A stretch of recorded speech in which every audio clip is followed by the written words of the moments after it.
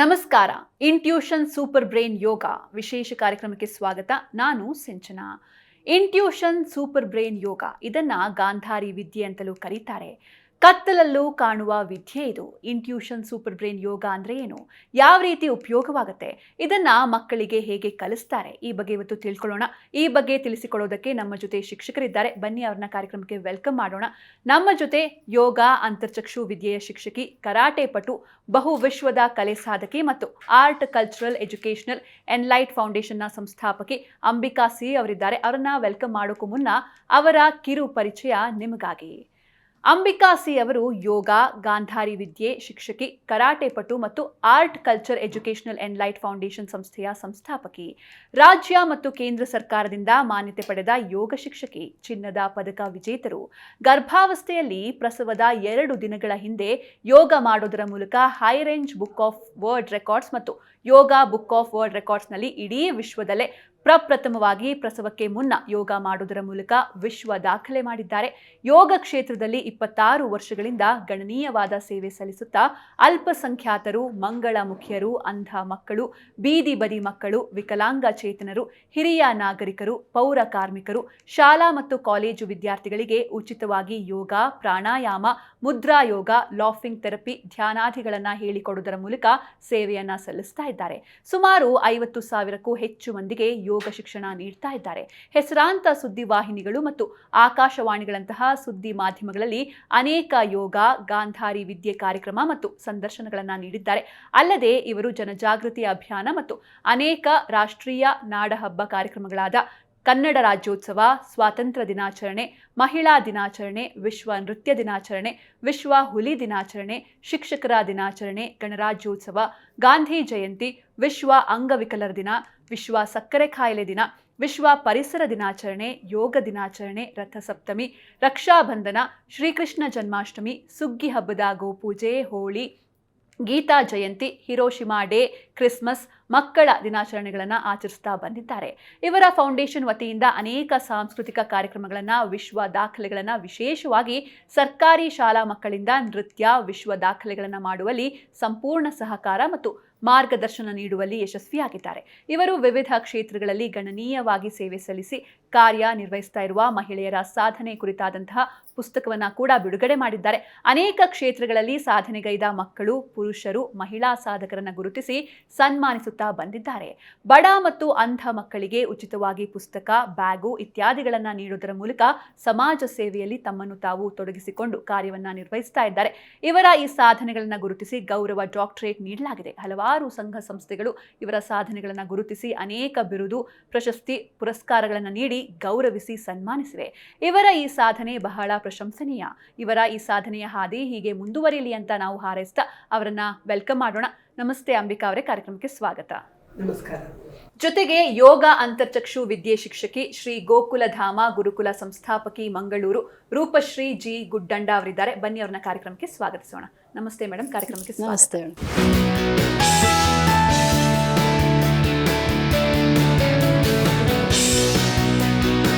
ಭಾರತೀಯ ಯೋಗ ಪರಂಪರೆಯಲ್ಲಿ ಯೋಗವು ಕೇವಲ ದೇಹಾಭ್ಯಾಸವಲ್ಲ, ಅದು ಮನಸ್ಸು, ಇಂದ್ರಿಯಗಳು ಮತ್ತು ಆತ್ಮದ ಸಮಗ್ರ ಶೋಧನೆಯ ಮಾರ್ಗವಾಗಿದೆ.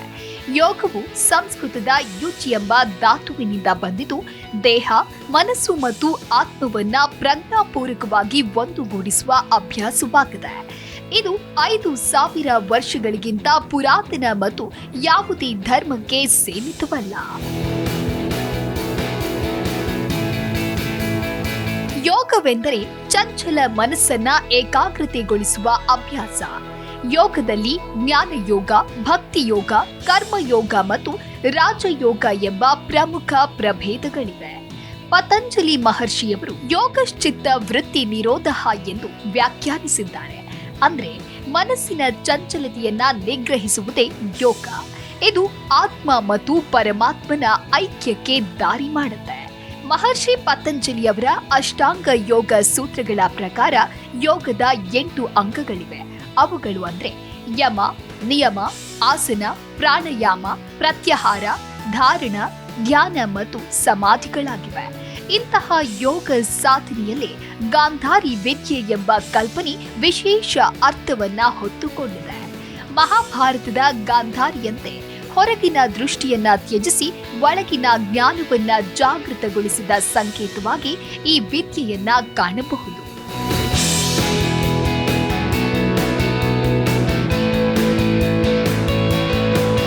ಭಾರತೀಯ ಆಧ್ಯಾತ್ಮಿಕ ಪರಂಪರೆಯಲ್ಲಿ ಯೋಗವು ದೇಹಾಭ್ಯಾಸಕ್ಕಿಂತ ಮೀರಿದ ಮನಸ್ಸು, ಪ್ರಜ್ಞೆ, ಆತ್ಮವನ್ನ ಒಟ್ಟಾಗಿ ಜಾಗೃತಗೊಳಿಸುವ ಜೀವನ ಶಾಸ್ತ್ರವಾಗಿದೆ. ಈ ಯೋಗ ಪರಂಪರೆಯಲ್ಲಿಯೇ ಇಂದ್ರಿಯ ನಿಗ್ರಹ, ಆಂತರಿಕ ದೃಷ್ಟಿ ಮತ್ತು ತಪಸ್ಸಿನ ಮೂಲಕ ಬೆಳೆಯುವ ಗಾಂಧಾರಿ ವಿದ್ಯೆ ವಿಶೇಷ ಸ್ಥಾನವನ್ನ ಪಡೆದಿದೆ. ಇಂತಹ ಸೂಕ್ಷ್ಮ ಹಾಗೂ ಗಂಭೀರ ವಿದ್ಯೆಗಳನ್ನ ಇಂದಿನ ಸಮಾಜಕ್ಕೆ ಸರಳವಾಗಿ, ಸುರಕ್ಷಿತವಾಗಿ ಮತ್ತು ಅರ್ಥಪೂರ್ಣವಾಗಿ ತಲುಪಿಸುವಲ್ಲಿ ಯೋಗ ಹಾಗೂ ಗಾಂಧಾರಿ ವಿದ್ಯೆ ಶಿಕ್ಷಕರ ಪಾತ್ರ ಅತ್ಯಂತ ಮಹತ್ವದ್ದಾಗಿದೆ.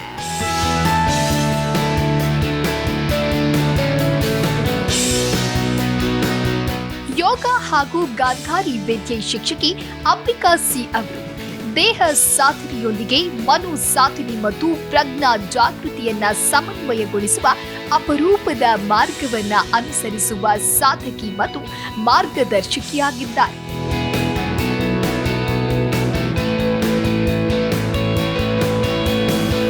ಪರಂಪರಾ ಯೋಗಶಾಸ್ತ್ರ, ಪ್ರಾಣಾಯಾಮ, ಧ್ಯಾನ ಹಾಗೂ ಇಂದ್ರಿಯ ಸಂಯಮ ಆಧಾರಿತ ಗಾಂಧಾರಿ ವಿದ್ಯೆಯನ್ನ ಸಮಕಾಲೀನ ಜೀವನದ ಅಗತ್ಯಗಳಿಗೆ ಹೊಂದಿಸಿ ಬೋಧಿಸುವುದು ಅವರ ವಿಶೇಷತೆ.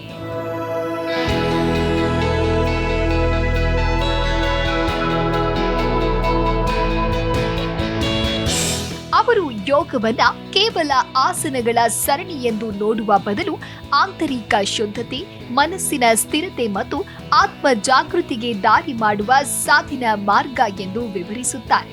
ವಿಶೇಷವಾಗಿ ಮಹಿಳೆಯರ ದೈಹಿಕ, ಮಾನಸಿಕ ಶಕ್ತಿಯನ್ನ ಜಾಗೃತಗೊಳಿಸುವಲ್ಲಿ ಗರ್ಭಾವಸ್ಥೆ ಹಾಗೂ ಜೀವನದ ಸಂವೇದನಾಶೀಲ ಹಂತಗಳಲ್ಲಿ ಯೋಗದ ಪಾತ್ರವನ್ನ ಅವರು ವೈಜ್ಞಾನಿಕ ಹಾಗೂ ಯೋಗಶಾಸ್ತ್ರೀಯ ದೃಷ್ಟಿಯಿಂದ ವಿವರಿಸಿ ಮಾರ್ಗದರ್ಶನ ನೀಡುತ್ತಾರೆ.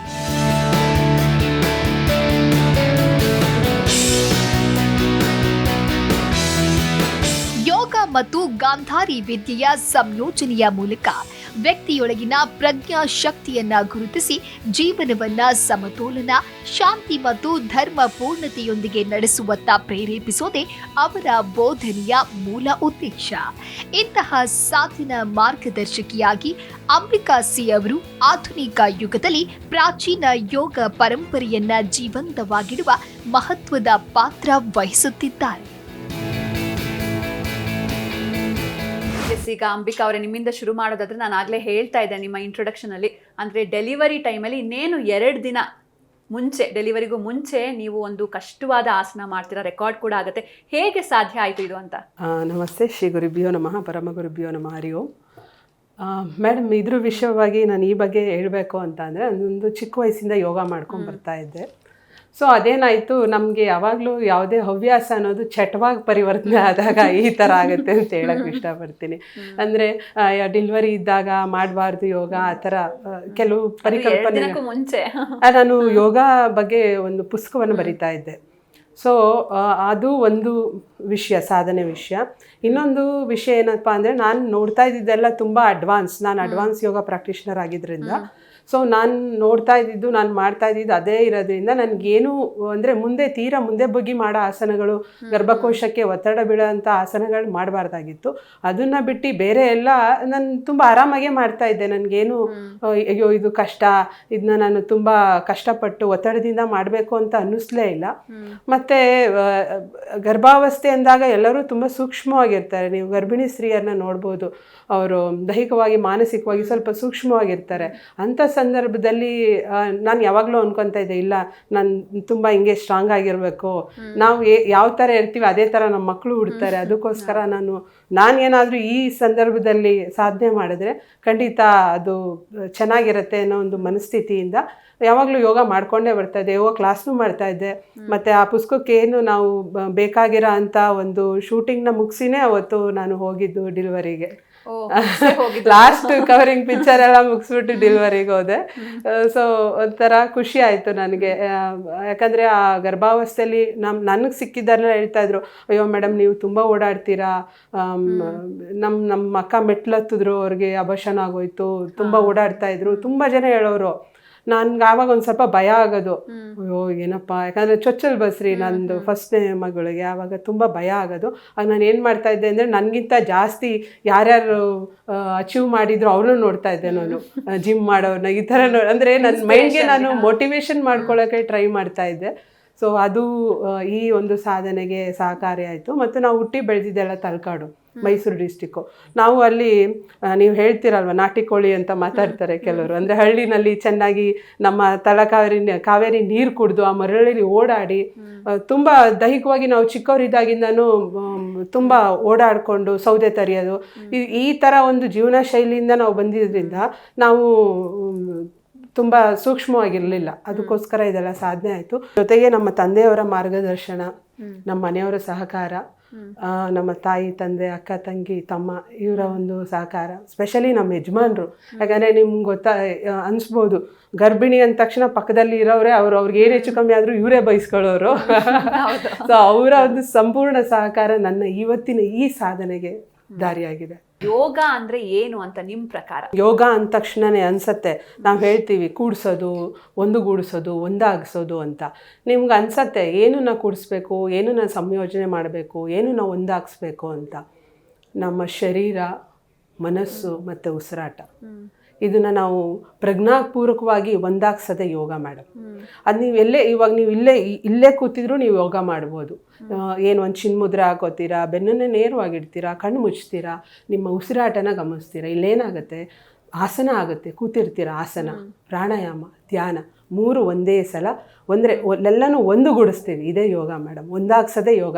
ನಮ್ಮ ಶರೀರ ಮತ್ತು ನಮ್ಮ ಮನಸ್ಸು, ನಮ್ಮ ಪ್ರಾಣ, ಪ್ರಜ್ಞಾಪೂರ್ವಕವಾದ ಮನಸ್ಸಿನಿಂದ ಪ್ರಾಣದ ಒಂದು ಸಂಚಾರನ ಗಮನಿಸೋದೇ ಯೋಗ ಮೇಡಮ್. ಇನ್ನು ಈ ಯೋಗದ ಮಹತ್ವ ಏನು ಮೇಡಮ್, ಅಂದರೆ ಇಂಪಾರ್ಟೆನ್ಸ್ ಏನೇನು ಅಂತ? ಯೋಗ ಅನ್ನೋದು ನಾವೀಗ ಇವಾಗ ನಾನು ಹೇಳ್ತೀನಿ, ನಾನು ಮಾಡೋ ಆಸನ ಬೇರೆ ಇರುತ್ತೆ, ನೀವು ನನಗಿಂತ ಚಿಕ್ಕವ್ರು ಇರ್ತೀರ, ಅಥವಾ ಮಕ್ಕಳು ತುಂಬ ಚಿಕ್ಕವ್ರು ಇರ್ತಾರೆ. ಅವರವರ ಶರೀರ ಮತ್ತು ವಯೋಧರ್ಮಕ್ಕೆ ಅನುಗುಣವಾಗಿ ಅವ್ರು ಏನೇನು ಮಾಡ್ಕೋತಾರೆ ಅದು ಯೋಗ ಆಗಿರುತ್ತೆ. ಮತ್ತು ಇದು ನಾವು ಫೋರ್ಸ್ಫುಲ್ಲಾಗಿ ಮಾಡೋಂಗಿರಲ್ಲ ಮೇಡಮ್. ಇವಾಗ ನಾನು ಹೀಗೆ ಮಾಡ್ತೀನಿ, ಇವಾಗ ನಾನು ಗರ್ಭಾವಸ್ಥೆಯಲ್ಲಿ ತ್ರಿವಿಕ್ರಮಾಸನ ಮಾಡಿದ್ದೀನಿ, ಹನುಮನಾಸನ ಮಾಡಿದ್ದೀನಿ, ನೀವು ಯಾಕೆ ಮಾಡಲ್ಲ, ನೀವು ಮಾಡಿ, ನೀವು ಪ್ರಯತ್ನ ಮಾಡಿ, ಈ ಥರ ಹೇಳಲಿಕ್ಕೆ ಬರಲ್ಲ. ನಿಮ್ಮ ದೇಹ ಧರ್ಮ ಏನು ಹೇಳತ್ತೆ, ನೀವು ಏನು ಮಾಡ್ಬೋದು ಅದನ್ನೇ ನೀವು ಮಾಡಬೇಕು. ಮತ್ತು ಇದ್ರದ್ದು ಒಂದು ಮಹತ್ವ ಇನ್ನೂ ಒಂದು ಹೆಜ್ಜೆ ಮುಂದೆ ಹೋಗಿ ಮಾಡಬೇಕು ಅಂದಾಗ, ಫಸ್ಟು ಮೇಡಮ್ ಇದು ನನ್ನ ಜೀವನದಲ್ಲಿ ನಾನು ಕಂಡುಹಿಡ್ಕೊಂಡಿರೋ ಅಂಥದ್ದು, ಫಸ್ಟು ಒಂದು ಡಿಸಿಪ್ಲಿನ್ ಬರುತ್ತೆ ಮೇಡಮ್ ಲೈಫಲ್ಲಿ. ನಮ್ಮ ಕ್ಯಾರೆಕ್ಟ್ರಲ್ಲಿ ಒಂದು ಡಿಸಿಪ್ಲಿನ್ ಬರುತ್ತೆ. ಇವಾಗ ಫರ್ಗ್ಯೂ ಮತ್ತು ಫರ್ಗಾಟ್ ಅಂತ ನಾವು ಯಾವಾಗಲೂ ಅನ್ಕೋತೀವಿ. ನಿಮ್ಗೆ ಯಾರೋ ನಾನು ಇವಾಗ ಏನೋ ನಿಮಗೇನು ಇಂಟರ್ವ್ಯೂ ಮಾಡ್ಬೇಕಾದ್ರೆ ಬೇಜಾರು ಮಾಡಿಸಿರ್ತೀನಿ ಅನ್ಕೊ, ನೀವೇನು ಮಾಡ್ತೀರಾ ಅದನ್ನೇನು ಕ್ಯಾರಿ ಫಾರ್ವರ್ಡ್ ಮಾಡೋಕ್ಕೋಗಲ್ಲ. ಫರ್ಗ್ಯೂ ಮತ್ತು ಹೋಗ್ಲಿ ಬಿಡು, ಅವ್ರ ಮನಸ್ಥಿತಿ ಅವತ್ತೇನಿತ್ತೋ ಆ ಒಂದು ಮನಸ್ಥಿತಿಯಿಂದ, ಅಂದರೆ ನೀವು ಅರ್ಥ ಮಾಡ್ಕೋತೀರಾ, ಅವರು ಸ್ವಲ್ಪ ನನಗಿಂತ ದೊಡ್ಡವ್ರು ಇರ್ಬೋದು ಅಥವಾ ಏಜ್ ಆದವ್ರು ಇರ್ಬೋದು, ಅದಕ್ಕೆ ಅವ್ರು ಆ ಥರ ಅಂದರು, ಆ ಥರ ಆಯಿತು ಅಂತ ಮರ್ತ್ಬಿಡ್ತೀರಾ. ಈ ಕ್ಯಾರಿ ಫಾರ್ವರ್ಡ್ ಮಾಡೋದಿದೆಯಲ್ಲ, ಮನುಷ್ಯನಿಗೆ ತೊಂದರೆ ಕೊಡೋದೇ ಆಗೋಣ ಮೇಡಮ್. ಇವಾಗ ನಾನು ಏನಾದರೂ ಅಂದೆ, ನಾನೇನಾದ್ರು ಯಾರಿಗಾರು ಮನಸ್ಸು ಬೇಜಾರು ಮಾಡಿಸ್ದೆ ಅಂದರೆ ಅದನ್ನು ನಾವು ತೊಗೊಂಡು ಹೋಗ್ತಾ ಇರ್ತೀವಿ. ಏನಾಗುತ್ತೆ, ದ್ವೇಷದಿಂದ ನಮ್ಮ ಮನಸ್ಥಿತಿ ಯಾವಾಗಲೂ ಹದ್ಗೆಡ್ತಾ ಇರುತ್ತೆ. ನಾವು ಯಾವಾಗ ಪ್ರೀತಿಸ್ತೀವಿ, ಅದೇನೋ ಆಗೋಯ್ತು ಕೆಟ್ಟಗಳಿಗೆ ಬಿಡಿ ಅಂತ ಅಂದಾಗ ನಮ್ಮಲ್ಲಿ ಯಾವಾಗ ಪ್ರೀತಿ ಹುಟ್ಟುತ್ತೆ, ಇದೆಲ್ಲ ಯೋಗದಿಂದ ಸಾಧ್ಯ. ಅಂದರೆ ಯಮ, ನಿಯಮ, ಆಸನ, ಪ್ರಾಣಾಯಾಮ, ಪ್ರತ್ಯಾಹಾರ, ಧಾರಣ, ಧ್ಯಾನ, ಸಮಾಧಿ, ಈ ಒಂದು ಅಷ್ಟಾಂಗ ಯೋಗ ನಮ್ಮ ಜೀವನದಲ್ಲಿ ಒಂದು ಉತ್ತಮವಾದ ಡಿಸಿಪ್ಲಿನ್ನ ಹೇಳ್ಕೊಡುತ್ತೆ ಮೇಡಮ್. ಆಸನ ಅನ್ನೋದು ಅಷ್ಟಾಂಗ ಯೋಗದಲ್ಲಿ ಒಂದು ಭಾಗ. ಅದು ಸಂಪೂರ್ಣವಾಗಿ ಎಲ್ಲ ಇರಲ್ಲ. ಅಂದರೆ ಎಲ್ಲ ನೀವು ಒಬ್ಬ ಮನುಷ್ಯ ಅಷ್ಟಾಂಗ ಯೋಗ ಓದ್ತಾನೆ ಅಂದರೆ ಅವನು ಸಾಮಾಜಿಕವಾಗಿ, ಅವನು ವೈಯಕ್ತಿಕವಾಗಿ ಹೇಗಿರಬೇಕು, ಹೇಗೆ ನಡ್ಕೋಬೇಕು, ಎಲ್ಲ ಸಂಪೂರ್ಣವಾಗಿ ಅಷ್ಟಾಂಗ ಯೋಗದಲ್ಲಿದೆ. ನಿಜವಾಗ್ಲೂ ಎಲ್ಲರೂ ಅಟ್ಲೀಸ್ಟ್ ಅಷ್ಟಾಂಗ ಯೋಗ ಅಂದ್ರೆ ಏನು ಅಂತ ನಾನು ತಿಳ್ಕೊಂಡಾಗ ಅದರಲ್ಲಿ ಬರುತ್ತೆ. ಅಂದರೆ ನಂಗೆ ಸಿಕ್ಕಿದ್ನೆಲ್ಲ ಇಷ್ಟಪಡೋದು, ಅಥವಾ ನಾನು ಇದು ನನಗೆ ಬೇಕು, ಅಥವಾ ಹೆಚ್ಚಾಗಿ ಸೇರಿಸ್ಕೋಬೇಕು, ನಮ್ಮ ದೈಹಿಕ ಮತ್ತು ಮಾನಸಿಕ ನೀತಿಗಳನ್ನ ಯೋಗ ಅನ್ನೋದು ನಮಗೆ ತಿಳಿಸ್ಕೊಡುತ್ತೆ. ಈ ಯೋಗ ಅಟ್ಲೀಸ್ಟ್ ಎಲ್ಲರಿಗೂ ಆ ಒಂದು ಬೇಸಿಕ್ನ ತಿಳ್ಕೋಬೇಕು ಎಲ್ಲರೂ. ಯೋಗ ಅಂತ ಅಂದರೆ ಏನು ಅಂತ. ಫಸ್ಟ್ ಅದನ್ನು ಅರ್ಥ ಮಾಡ್ಕೊಂಡಾಗ ಎಲ್ಲವೂ ಈಸಿಯಾಗಿ ಎಲ್ಲನೂ ನಾವು ಪ್ರೀತಿಸ್ತೀವಿ, ದ್ವೇಷನ ಫಸ್ಟು ನಾವು ಕಡಿಮೆ ಮಾಡ್ಕೋತೀವಿ, ಮತ್ತು ಮಾನಸಿಕವಾಗಿ ನಮಗೆ ತುಂಬ ಆರೋಗ್ಯವಾಗಿರ್ತೀವಿ, ನಾವು ಯಾವಾಗಲೂ ಹೆಲ್ದಿಯಾಗಿ ಹ್ಯಾಪಿಯಾಗಿ ಇರ್ತೀವಿ. ಅದು ತುಂಬ ಮುಖ್ಯ ಮೇಡಮ್. ಯಾಕಂದರೆ ನೀವು ಏನಾದ್ರು ಕೆಲಸ ಮಾಡಿ, ದ ಫ್ರೂಟ್ ಕೊನೆಯಲ್ಲಿ ನಮ್ಗೆ ಏನು ಬೇಕು, ಹ್ಯಾಪಿನೆಸ್ ಬೇಕು. ಇವಾಗ ನಾವು ಇಂಟರ್ವ್ಯೂ ಆಯಿತು ಎಲ್ಲ ಬೇಜಾರಾಗ್ಬಿಟ್ವಿ ಅಂತ ಹೇಳ್ತೀವ, ಹಂಗೆ ಹೇಳೋದೇ ಇಲ್ಲ. ಎಷ್ಟು ಖುಷಿ ಆಯ್ತಪ್ಪ ಅಂದರೆ ಯೋಗ ಅನ್ನೋದು ನಮಗೆ ಹ್ಯಾಪಿನೆಸ್ನ ತಂದುಕೊಡುತ್ತೆ. ಅದೇ ಲಾಸ್ಟ್ ಅಲ್ಟಿಮೇಟ್ ಗೋಲ್ ಸಮಾಧಿ ಸ್ಥಿತಿ ಅಂತ ಏನಂತೀವಿ, ಅದು ನಮಗೆ ಹ್ಯಾಪಿನೆಸ್ನ ತಂದುಕೊಡುತ್ತೆ. ಆಸನ, ಪ್ರಾಣಾಯಾಮ, ಧ್ಯಾನ ಮಾಡಿದಾಗ the happiness is a fruit. ಸಂತೋಷವಾಗಿರೋದೇ ಯೋಗ. ಅದೊಂದು ಮಹತ್ವ ಅಂದರೆ ಸಂತೋಷವನ್ನು ತಂದುಕೊಡುತ್ತೆ ಯೋಗ. Yes, very nice. ಇನ್ನು ಈ ಯೋಗ ಅನ್ನೋದು ನಿಮ್ಮ ಜೀವನದಲ್ಲಿ ಹೇಗೆ ಪರಿಣಾಮ ಬೀರಿದೆ ಅಂತ? ನಾನು ಹೇಳಿದ್ನಲ್ಲ ಮೇಡಮ್, ನಾನು ಚಿಕ್ಕವಳಿದ್ದಾಗಿಂದ ಮಾಡ್ಕೊಂಬರ್ತಾ ಇದ್ದೆ ಯೋಗ. ಮೊಟ್ಟ ಮೊದಲನೇದಾಗಿ ನಾನು ಇವಾಗ ತಾನೇ ಹೇಳಿದಂಗೆ ಈ ದ್ವೇಷ ಅನ್ನೋದನ್ನ ಬೆಳೆಸ್ಕೊಂಡು ಹೋಗಬಾರ್ದು ಅನ್ನೋದು ನಾನು ಫಸ್ಟ್ ಕಲಿತೆ. ಅಂದರೆ ನಮಗೆ ಯಾವುದೇ ಥರ ಮಾನಸಿಕವಾಗಿ ಯಾವುದೇ ಥರ ಹಿಂಸೆ ಅನಿಸ್ಬೋದು, ಏನೇ ಆಗ್ಬೋದು, ಯಾರಿಂದ ಸಾಮಾಜಿಕವಾಗಿ ಏನೇ ಬೇಜಾರಾಗ್ಬೋದು, ಅದನ್ನು ನಾವು ಬಿಡ್ತಾ ಬರ್ತೀವಿ ಮೇಡಮ್, ಇಗ್ನೋರ್ ಮಾಡ್ತಾ ಬರ್ತೀವಿ. ಓಕೆ ಆಯಿತು, ಮುಗೀತು, ನೆಕ್ಸ್ಟ್ ಏನು ಮಾಡೋಣ ಅಂತ ಯೋಚನೆ ಮಾಡ್ತೀವಿ. ಒಂದು. ಎರಡನೇದು, ನೀವು ಮಹಿಳೆಯರು ಅಂದಾಗ ಬಹಳಷ್ಟು ಶಾರೀರಿಕವಾಗಿ ಮಾನಸಿಕವಾಗಿ ಚೇಂಜಸ್ ಆಗ್ತಾನೆ ಇರುತ್ತೆ. ನಾನು 16 ಇಯರ್ಸ್ ಇದ್ದಾಗೆ ಹೀಗಿಲ್ಲ, ನೀವು ನೋಡ್ಬೋದು, ಅಂದ ಹಳೆ ಫೋಟೋಸ್ ಎಲ್ಲ ಚಿಕ್ಕವಳದೆಲ್ಲ ಇದೆ ಇದರಲ್ಲಿ. ಹಾಗಿದ್ದಾಗ ಇರಲ್ಲ. ನಾವು ಮಕ್ಕಳಿಗೆ ಹಾಲು ಉಣಿಸ್ತಾ ಇರ್ತೀವಿ, ಮದುವೆ ಆಗುತ್ತೆ, ತುಂಬ ಹಾರ್ಮೋನಲ್ ಚೇಂಜಸ್ ನಮ್ಮ ಶರೀರದಲ್ಲಿ ಆಗುತ್ತೆ. ಸಣ್ಣ ಇರ್ತೀವಿ, ದಪ್ಪ ಆಗ್ತೀವಿ, ಮತ್ತೆ ಸಣ್ಣ, ಈ ಥರ ಚೇಂಜಸ್ ಆಗ್ತಾನೆ ಇರುತ್ತೆ. ನಾವು ಅದಕ್ಕೆ ನಾನು ದಪ್ಪ ಆಯ್ತೆ ಬಿಡು, ನಂದು ಕತೆ ಆಗ ಮಾಡ್ತಾ ಇದ್ದೆ ಆಸನ, ಈಗ ಆಗಲ್ಲ ಬಿಡು, ನಾವು ನಮಗೆ ಕಾಂಪ್ರಮೈಸ್ ಆಗಬಾರ್ದು. ನಾವು ಅದೇ ನಾವು ಅಚೀವ್ ಏನು ಮಾಡಿದ್ದೀವಿ ಅದೇ ಮೈಂಡ್ ಸೆಟ್ಟಲ್ಲಿ ಇರಬೇಕು. ಆಗ ಖಂಡಿತ ಸಾಧನೆಗಳನ್ನ ಮಾಡೋಕ್ಕೆ ಅವಕಾಶ ಆಗತ್ತೆ.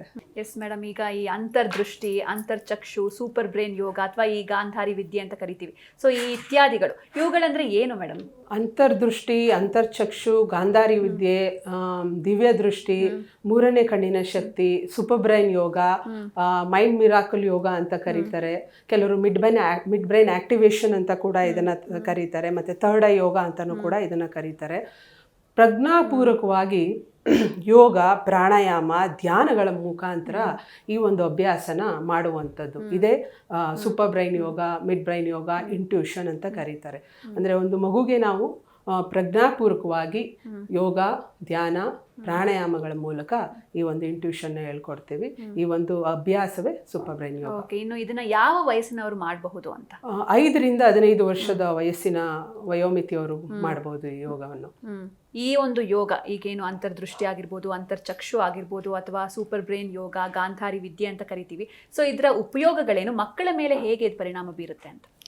ಫಸ್ಟ್ ಆಫ್ ಆಲ್ ನಾವು ಎಲ್ಲರೂ ಕಾನ್ಸಂಟ್ರೇಟ್ ಮಾಡೋದು ಮಕ್ಕಳ ಎಜುಕೇಶನ್ ಬಗ್ಗೆ.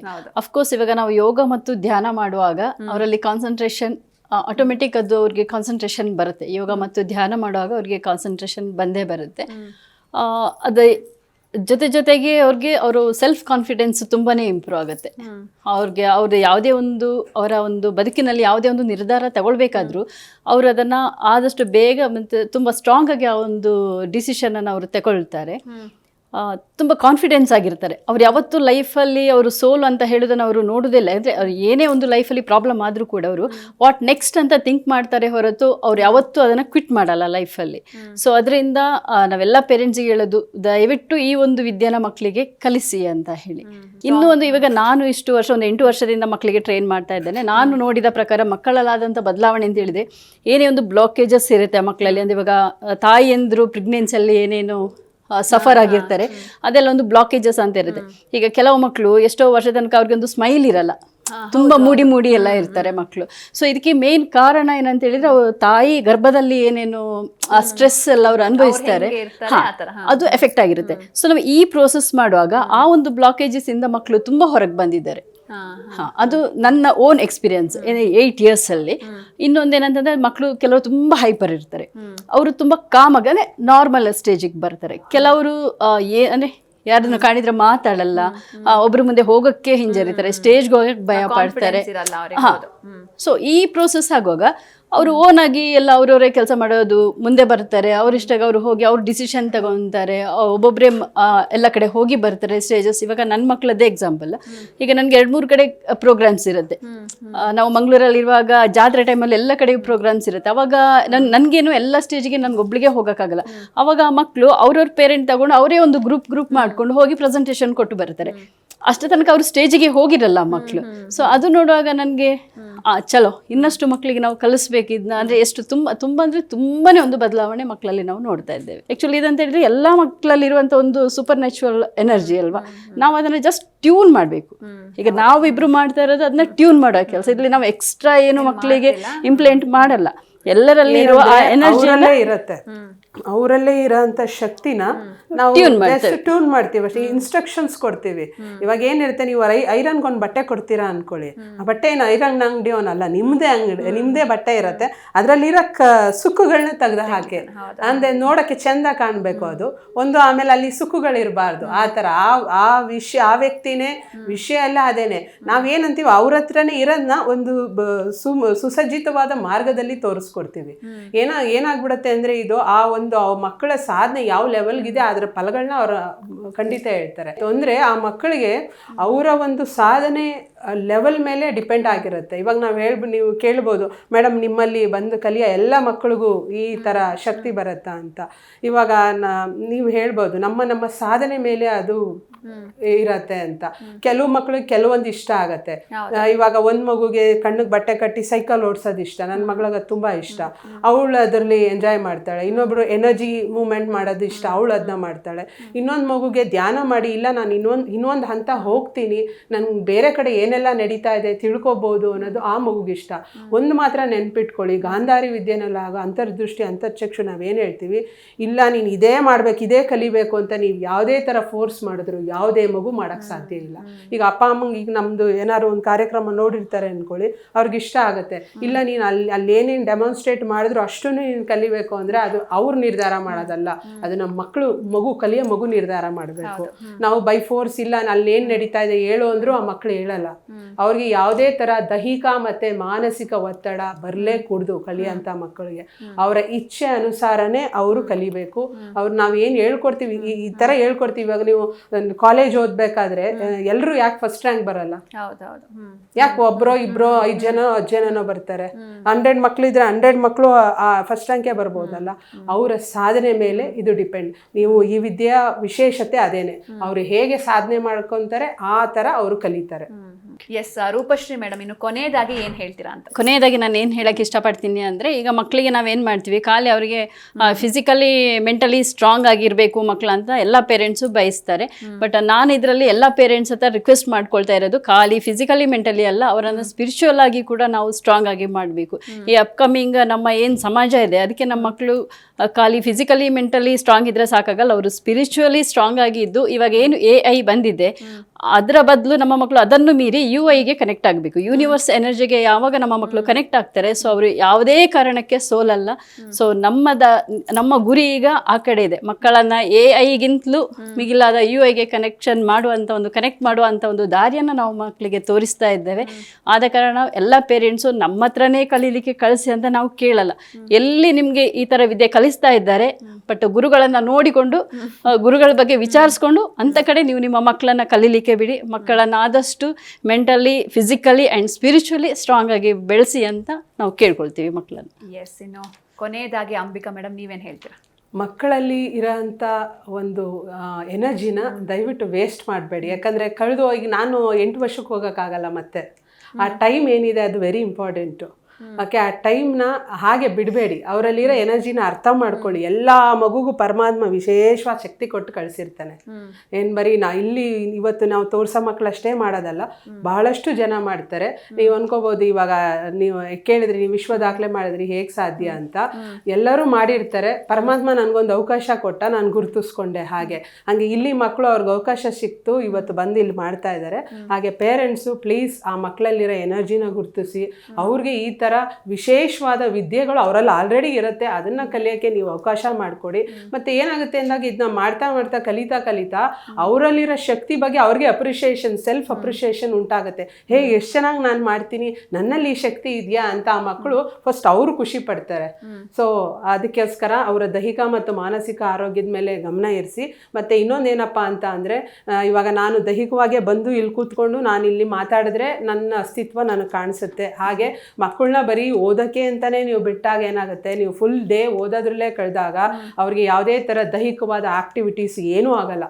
ಇವಾಗ ನಾನು ಮಾನಸಿಕವಾಗಿ ಬಂದು ಇಲ್ಲಿ ನಿಮ್ಮ ಹತ್ರ ಮಾತಾಡೋಕ್ಕಾಗಲ್ಲ, ನಿಮ್ಮ ಎದುರು ಕೂತ್ಕೊಳ್ಳೋಕ್ಕಾಗಲ್ಲ. ನನ್ನ ಶರೀರದಿಂದನೇ ಬರಬೇಕು.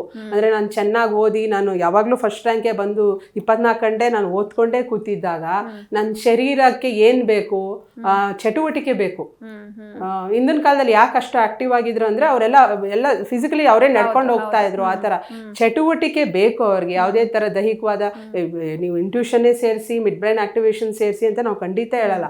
ಅವ್ರಿಗೆ ಯಾವ್ದು ಇಷ್ಟ ಆಟಗಳನ್ನೇ ಅವ್ರಿಗೆ ಖುಷಿಯಾಗಿರಕ್ಕೆ ಬಿಡಿ. ಯಾವಾಗ ಖುಷಿಯಾಗಿರ್ತಾರೆ ದೈಹಿಕವಾಗಿ ಮಾನಸಿಕವಾಗಿ ಅಚೀವ್ಮೆಂಟ್ಸ್ನ ಮಾಡ್ತಾರೆ, ಅಕ್ಸೆಪ್ಟೆನ್ಸಿ ಇರುತ್ತೆ. ಹೌದು, ಓಕೆ ನಾನು ಸೆಕೆಂಡ್ ರ್ಯಾಂಕ್ ಬಂದ, ಓಕೆ ಒಪ್ಕೋತಾರೆ, ನೆಕ್ಸ್ಟ್ ಫಸ್ಟ್ ಬಂದ್ರೆ ಆಯ್ತು ಅದಕ್ಕೇನಂತೆ ಅಂತ ಅವರೇ ಹೇಳ್ತಾರೆ. ಅದಕ್ಕೆ ದಯವಿಟ್ಟು ಪೇರೆಂಟ್ಸ್ ನೀವು ಅವರ ದೈಹಿಕ ಮತ್ತು ಮಾನಸಿಕ ಮತ್ತು ಆಧ್ಯಾತ್ಮಿಕ ಆರೋಗ್ಯದ ಕಡೆ ಗಮನ ಕೊಡಿ ಅಂತ ಕೇಳ್ಕೊತೀನಿ. ನಮಸ್ತೆ. ಎಸ್, ಇನ್ನು ಇಷ್ಟು ಹೊತ್ತು ನಮ್ಮ ವಾಹಿನಿಗೆ ಬಂದು ಸಾಕಷ್ಟು ವಿಷಯಗಳು ಅಂದರೆ ಈ ಇಂಟ್ಯೂಷನ್ ಸೂಪರ್ ಬ್ರೈನ್ ಯೋಗದ ಬಗ್ಗೆ ಬಹಳಷ್ಟು ಮಾಹಿತಿಯನ್ನು ತಿಳಿಸ್ಕೊಟ್ರಿ. ಥ್ಯಾಂಕ್ ಯು ಸೋ ಮಚ್ ಇಬ್ಬರಿಗೂ. ನಮಸ್ತೆ ಮೇಡಮ್. ನಮಸ್ತೆ. ಎಸ್, ನೋಡಿದ್ರಲ್ವಾ ವೀಕ್ಷಕರೇ, ಇಷ್ಟು ಹೊತ್ತು ಇಂಟ್ಯೂಷನ್ ಸೂಪರ್ ಬ್ರೈನ್ ಯೋಗ ಅಂದ್ರೆ ಏನು ಅಂತ ಇವರು ನಮಗೆ ಎಕ್ಸ್ಪ್ಲೇನ್ ಮಾಡಿದ್ರು. ಈಗ ವಿಶ್ವ ದಾಖಲೆಯನ್ನ ಮಾಡಿರುವಂತಹ ಮಕ್ಕಳು ನಮ್ಮ ಮುಂದೆ ಬರ್ತಾರೆ. ಅವರೇ ಸ್ವತಃ ಈ ಒಂದು ವಿದ್ಯೆಯನ್ನು ಪ್ರದರ್ಶಿಸ್ತಾರೆ. ಯಾವೆಲ್ಲ ವಿದ್ಯೆಗಳನ್ನ ಅಥವಾ ಯಾವೆಲ್ಲ ಯೋಗಗಳನ್ನ ಮಾಡ್ತಾರೆ ಅಂತ ನೋಡ್ತಾ ಹೋಗೋದಾದ್ರೆ, ಚೆಂಡಿನ ಬಣ್ಣವನ್ನ ಗುರುತಿಸೋದು, ಚೀಟಿಗಳನ್ನ ಓದುವುದು, ಕಾಲಿನಿಂದ ಚೆಂಡಿನ ಬಣ್ಣವನ್ನ ಹೇಳೋದು, ಕಾಲಿನಿಂದ ಓದೋದು ಮತ್ತು ವಸ್ತುಗಳನ್ನ ಗುರುತಿಸೋದು, ಬಣ್ಣದ ಕಾಗದವನ್ನ ಗುರುತಿಸೋದು, ಪೆಟ್ಟಿಗೆ ಒಳಗಿರುವ ವಸ್ತುವನ್ನ ಗುರುತಿಸಿ ಹೇಳುವುದು, ಸೈಕಲ್ ಹೊಡೆಯುವುದು, ಸೂಜಿಗೆ ದಾರವನ್ನ ಹಾಕುವುದು, ಮಣಿಯನ್ನ ಪೋಣಿಸೋದು, ಬರೆಯೋದು, ಮಾಡಿದ ಹಾಗೆ ಮಾಡಿ ತೋರಿಸೋದು, ದೂರದಿಂದ ಕಾಗದದ ವಸ್ತುಗಳನ್ನ ಗುರುತಿಸಿ ಹೇಳೋದು, ಎರಡೂ ಕೈಗಳಿಂದ ಬರೆಯೋದು, ಬಣ್ಣ ಬಣ್ಣದ ರಿಬ್ಬನ್ಗಳ ವಿಂಗಡಣೆ ಮಾಡೋದು, ಪೇಪರ್ ಲೋಟದಿಂದ ಪಿರಮಿಡ್ ನಿರ್ಮಿಸೋದು, ಮಣಿ ಪೋಣಿಸೋದು, ಚಿತ್ರಕಲೆಗೆ ಬಣ್ಣ ಹಾಕುವುದು, ಕೈಗೆ ಮೆಹಂದಿ ಹಾಕೋದು, ನೋಟಿನಲ್ಲಿರುವ ನಂಬರನ್ನ ಹೇಳೋದು, ಬೆನ್ನಿನ ಹಿಂದೆ ನಡೆಯೋದನ್ನ ಹೇಳೋದು, ಶಬ್ದ ಮುಖೇನ ಬಣ್ಣವನ್ನ ಗುರುತಿಸಿ ಹೇಳೋದು, ಹಾಗೆ ಚೆಸ್ ಆಟ ಆಡೋದು, ಜೊತೆಗೆ ಕಣ್ಣು ಮತ್ತು ಕೈಗಳ ಎನರ್ಜಿಯಿಂದ ವಸ್ತುಗಳನ್ನ ಚಲಿಸೋದು. ಈ ಎಲ್ಲವನ್ನೂ ಕೂಡ ಅವರು ಕಣ್ಣು ಮುಚ್ಕೊಂಡು ಮಾಡ್ತಾರೆ. ಸೊ ಈ ಒಂದು ವಿದ್ಯೆಗಳನ್ನ ಪ್ರದರ್ಶನ ಮಾಡೋದಕ್ಕೆ ಈಗ ಮಕ್ಕಳು ಬರ್ತಾ ಇದ್ದಾರೆ. ಬನ್ನಿ ನೋಡೋಣ.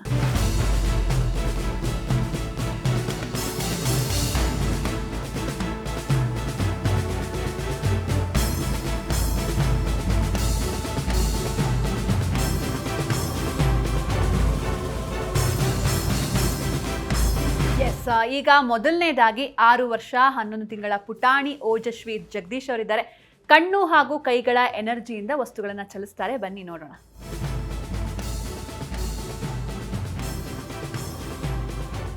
ಎಸ್, ನೀವು ಕೂಡ ನೋಡ್ತಾ ಇದ್ದೀರಾ, ಕಣ್ಣುಗಳ ಮೂವ್ಮೆಂಟ್ ಇಂದ ಆ ಪೆನ್ಸಿಲ್ ಮೇಲಿರುವಂತಹ ಪೇಪರ್ ಯಾವ ರೀತಿ ಮೂವ್ ಆಗ್ತಾ ಇದೆ, ಯಾವುದೇ ರೀತಿ ಕೈನ ಯೂಸ್ ಮಾಡ್ತಾ ಇಲ್ಲ, ಜೊತೆಗೆ ಕೇವಲ ತನ್ನ ಐಬಾಲ್ಸ್ನ ಮೂವ್ ಮಾಡೋದ್ರ ಮೂಲಕ ಆ ಪೇಪರ್ ಹೇಗೆ ಮೂವ್ ಆಗ್ತಾ ಇದೆ ಅನ್ನೋದನ್ನು ನೀವು ಕೂಡ ನೋಡಬಹುದು. ಮೇಡಮ್, ಈಗ ಇನ್ನೊಂದು ಪ್ರಶ್ನೆ ಅಂತಂದರೆ, ಜನರಿಗೆ ಸಾಕಷ್ಟು ಡೌಟ್ಸ್ ಇರುತ್ತೆ. ಅಂದರೆ ಮೇ ಬಿ ಗಾಳಿಯಿಂದನೂ ಕೂಡ ಈ ರೀತಿ ಆಗ್ತಿರಬಹುದಾ ಅಂತ, ಏನು ಹೇಳ್ತೀರಾ ಇದ್ರ ಬಗ್ಗೆ? ಗಾಳಿಯಿಂದ ಅಂತಾರ, ನಮ್ಮ ಉಸಿರಿಂದಾನೆ ಅಂತಾನೆ ಹೇಳ್ಬೋದು. ನೀವು ನೋಡ್ಬೋದಲ್ಲಿ ಅವಳು ಬಾಯಿ ಮುಚ್ಚಿದಾಳೆ. ಆ್ಯಕ್ಚುಲಿ ಅವಳಿಗೆ ಈ ಥರ ಅಭ್ಯಾಸ, ಸ್ಲೈಟ್ಲಿ ಬಾಯಿ ಓಪನ್ ಮಾಡ್ಕೊಳ್ಳೋದು ಅವಳಿಗೆ ಅಭ್ಯಾಸ.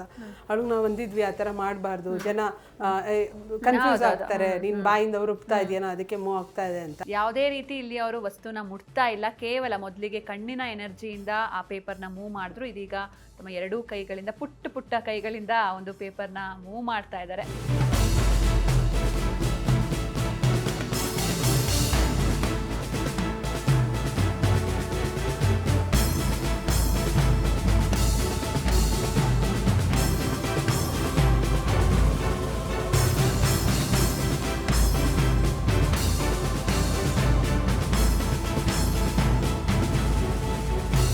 ನಿಮ್ಗೆ ಅನ್ನಿಸ್ಬೋದು ಅವಳು ಟಚ್ ಮಾಡ್ತಾ ಇದ್ದಾಳೆ ಅಂತ. ಅವಳು ಎಲ್ಲೂ ಟಚ್ ಮಾಡ್ತಾ ಇಲ್ಲ, ಗೊತ್ತಾಗ್ತಾ ಇದೆ, ಎಲ್ಲೂ ಟಚ್ ಮಾಡ್ತಾ ಇಲ್ಲ. ಕೇವಲ ತನ್ನ ಕೈಗಳ ಎನರ್ಜಿಯಿಂದ ಆ ಒಂದು ಪೇಪರ್ ಮೂವ್ ಆಗ್ತಾ ಇದೆ. ಅಂದ್ರೆ ಮೇಡಮ್, ಈ ರೀತಿ ಮಾಡ್ಬೇಕಂದ್ರೆ ಮಕ್ಕಳು ಮನಸ್ಸು ತುಂಬಾ, ಮೈಂಡ್ ತುಂಬಾ ಕಾಮ್ ಆಗಿರ್ಬೇಕಲ್ವಾ? ಖಂಡಿತ. ಒಂಥರ ಬಿಳಿ ಹಾಳೆ ಥರ ಇರಬೇಕು ಅವ್ರ ಮನಸ್ಸು. ಈ ಬಂದು ಅವರು ಪ್ರಕ್ರಿಯೆ ಮಾಡಬೇಕಾದ್ರೆ ಅವ್ರಿಗೆ ಯಾವುದೇ ಥರ ಎಂಥ ಡಿಸ್ಟರ್ಬೆನ್ಸು ಇರಲ್ಲ, ಅವ್ರು ಮಾಡ್ಕೊಳ್ಳೋದು ಇಲ್ಲ. ಅವರು ತುಂಬ ಆನಂದವಾಗಿ ಮಾನಸಿಕವಾಗಿ ನೀವು ನೋಡ್ಬೋದು ಪ್ರತಿಯೊಂದು ಈ ವಿದ್ಯೆನ ಪ್ರದರ್ಶನ ಮಾಡೋ ಮಕ್ಕಳಲ್ಲಿ ನೀವು ಮೊದಲನೇದಾಗಿ ನೋಡೋದು ಏಕಾಗ್ರತೆ. ಅವರೆಲ್ಲೋ ತಪಸ್ವಿಗಳ ಹಾಗೆ ಇರ್ತಾರೆ. ನಿಮ್ಗೊಂದು ಕ್ಷಣ ನೋಡ್ಬೇಕಾರೆ ಅವ್ರು ಎಲ್ಲೂ ಯಾವುದೇ ರೀತಿಯ, ಈಗ ನೀವು ಎಲ್ಲಿ ಕ್ಯಾಮ್ರಾ ಇಟ್ಟಿದ್ದೀರಾ, ಇನ್ನೇನೋ ಮಾತಾಡ್ತಾ ಇದ್ರೆ ಅದ್ರ ಬಗ್ಗೆ ಅವ್ರಿಗೆ ಎಂಥದೂ ಇಲ್ಲ. ಅವ್ರು ಏನು ಮಾಡಬೇಕು ಅದನ್ನು ಅವ್ರು ಮಾಡ್ತಾ ಹೋಗ್ತಾ ಇರ್ತಾರೆ. ಮಕ್ಕಳು ಒಂದೊಂದು ಸಲ ಇದಕ್ಕಿಂತ ಚೆನ್ನಾಗಿ ಮಾಡ್ಬೋದು, ಜಾಸ್ತಿ ಮಾಡ್ಬೋದು, ಕಡಿಮೆ ಮಾಡ್ಬೋದು. ಬಟ್ ನಾವು ಅವ್ರಿಗೆ ಯಾವುದೇ ಥರ ಹೇಳೋಕ್ಕಾಗಲ್ಲ. ಮನೇಲಿ ಇದಕ್ಕಿಂತ ಚೆನ್ನಾಗಿ ಮಾಡಿರ್ಬೋದು, ಇಲ್ಲಿ ಬಂದಾಗ ಒಂದು ಸ್ವಲ್ಪ ಅವರು ಪರ್ಫಾರ್ಮೆನ್ಸ್ ಡಲ್ ಆಗ್ಬೋದು. ಬಟ್ ನಾವು ಅವ್ರಿಗೆ ಹಿಂಗೇನೆ ಮಾಡು, ಇದೇ ಥರ ಇರಬೇಕು ಅದೇನು ನಾವು ಹೇಳೋಕ್ಕಾಗಲ್ಲ. ಅವ್ರಿಗೇನು ಇಷ್ಟ ಅದನ್ನು ಅವ್ರು ಮಾಡ್ತಾರೆ, ನಾವು ಅದನ್ನ ಕೇಳಬೇಕಷ್ಟೇ. Okay, very good Ojaswi, well done. ಅವಳ ಮನಸ್ಸಲ್ಲಿ ಯಾವುದು ಮೂವ್ ಆಗಬೇಕು ಅನ್ಕೋತಾಳೆ ಅದೇ ಮಾತ್ರ ಮೂವ್ ಆಗೋದು. ಓಕೆ, ನನಗೆ ಇದು ಮೂವ್ ಆಗಬೇಕಂದ್ರೆ ಅದೇ ಮೂವ್ ಆಗಬೇಕು. ಮಕ್ಕಳು ಮನಸ್ಸಿನಲ್ಲೇ ಧ್ಯಾನ ಮಾಡಿಕೊಂಡು ಕೆಲವುಗಳ ಮಂತ್ರಗಳ ಉಚ್ಚಾರಣೆ ಮಾಡಿಕೊಂಡು ಮಾನಸಿಕವಾಗಿ ಈ ಒಂದು ಪೇಪರೇ ಮೂವ್ ಆಗಬೇಕು ಅಂತ ಅನ್ಕೊತಾರೆ. ಸೊ ಅದು ಮೂವ್ ಆಗುತ್ತೆ. ಆ ಮಕ್ಕಳ ಇಲ್ಲಿ ನೀವು ಗಮನಿಸ್ಬೋದು ಮಕ್ಕಳ ಇಚ್ಛಾಶಕ್ತಿ ಯಾವ ಲೆವೆಲ್ಗಿದೆ ಅಂತ ಹೌದು. ಯಾಕಂದರೆ ನೀವು ಒಂದ್ಸಲ ನೀವು ಊದಿದ್ರೂ ಅದು ಒಂದಷ್ಟು ದೂರ ಹೋಗಿ ಅಲ್ಲೇ ಸ್ಟಾಪ್ ಆಗಿಬಿಡತ್ತೆ. ಇದು ಆ ಥರ ಇರಲ್ಲ ನಿಮಗೆ. ಈ ಒಂದು ಎಡ ಭಾಗದಲ್ಲಿ ಇರುವಂಥದ್ದೇ ಮೂವ್ ಆಗಬೇಕು, ಬಲಭಾಗದಲ್ಲಿ ಇರುವಂಥದ್ದೇ ಅವ್ರ ಕಂಟ್ರೋಲಲ್ಲಿ, ಅವ್ರ ಮೈಂಡ್ ಕಂಟ್ರೋಲಲ್ಲಿ ಇರುತ್ತೆ. ಇದರಲ್ಲಿ ನಿಮ್ಗೆ ಗೊತ್ತಾಗ್ಬೋದು ಅವ್ರು ಯಾವ ರೇಂಜ್ಗೆ ತಮ್ಮ ಮೈಂಡನ್ನು ಕಂಟ್ರೋಲ್ ಮಾಡ್ಕೊಂಡಿರ್ತಾರೆ ಅಂತ. ಓಕೆ, ಥ್ಯಾಂಕ್ ಯು ಓಜಸ್ವಿ ಪುಟ್ಟ. ಎಸ್, ಈಗ 8 ವರ್ಷದ ಪುಟಾಣಿ ಯಾನ್ವಿ ಇದ್ದಾರೆ. ಚೆಂಡಿನ ಕಲರ್ನ ಇವರು ಫೈಂಡ್ ಔಟ್ ಮಾಡ್ತಾರೆ, ಜೊತೆಗೆ ಕಣ್ಣನ್ನು ಮುಚ್ಕೊಂಡು ಫೈಂಡ್ ಔಟ್ ಮಾಡ್ತಾರೆ. ಇದು ಆ ಬ್ಲೈಂಡ್ ಫೋಲ್ಡ್, ನೀವು ಕೂಡ ನೋಡ್ತಾ ಇರ್ಬೋದು, ತುಂಬ ಥಿಕ್ ಆಗಿದೆ, ಯಾವುದೇ ರೀತಿ ಏನು ಕಾಣಿಸೋದಿಲ್ಲ. ಇದರ ಜೊತೆಗೆ ಎಕ್ಸ್ಟ್ರಾ ಬಟ್ಟೆನ ಕೂಡ ಹಾಕ್ತಾರೆ. ಬನ್ನಿ ನೋಡೋಣ.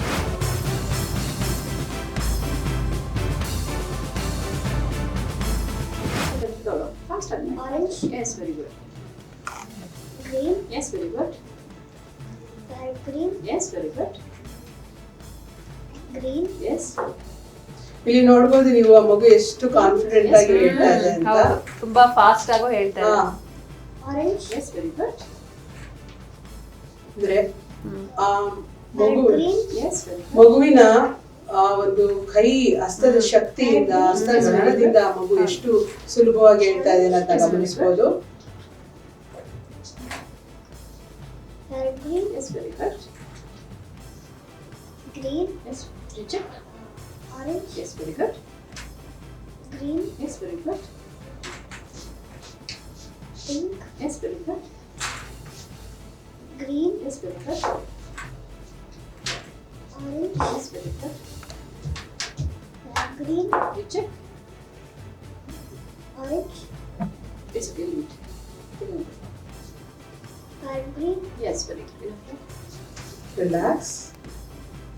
S, super, thank you Yanvi ಪುಟ್ಟ. ಎಸ್, ಯಾನ್ವಿ ಪುಟ್ಟ ಹೇಗಿತ್ತು, ಹೇಗನ್ನಿಸ್ತು ನಿಮಗೆ? ಖುಷಿ ಆಯ್ತಾ? ಎಸ್, ಈಗ 10 ವರ್ಷದ ಪುಟಾಣಿ ಭವೇಶ್ ಇದ್ದಾರೆ. ಬ್ಲೈಂಡ್ ಫೋಲ್ಡ್ ಮಾಡಿಕೊಂಡು ವುಡನ್ ಬ್ಲಾಕ್ಸ್ನ ಸಪ್ರೇಟ್ ಮಾಡ್ತಾರೆ. ಬನ್ನಿ ನೋಡೋಣ.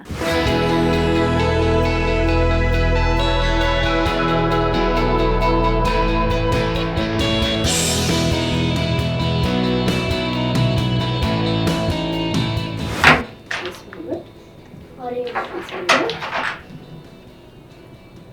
Red. Yes, very good. Yellow. Yes, good. Red. Yes, very good. Green. Yes, good. Green. Yes, very good. Green. Good. Orange. Yes, good. Blue. Yes.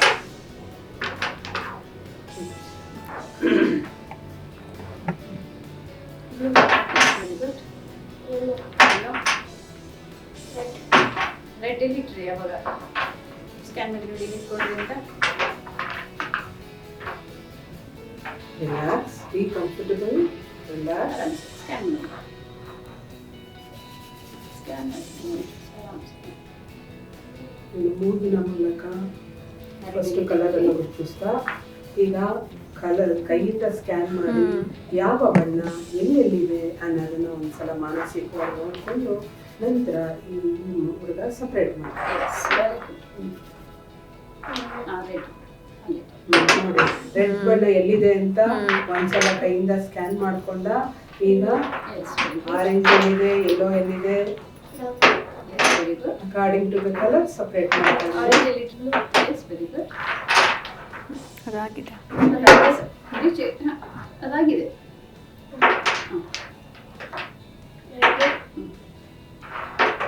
It's very good. Yes, good.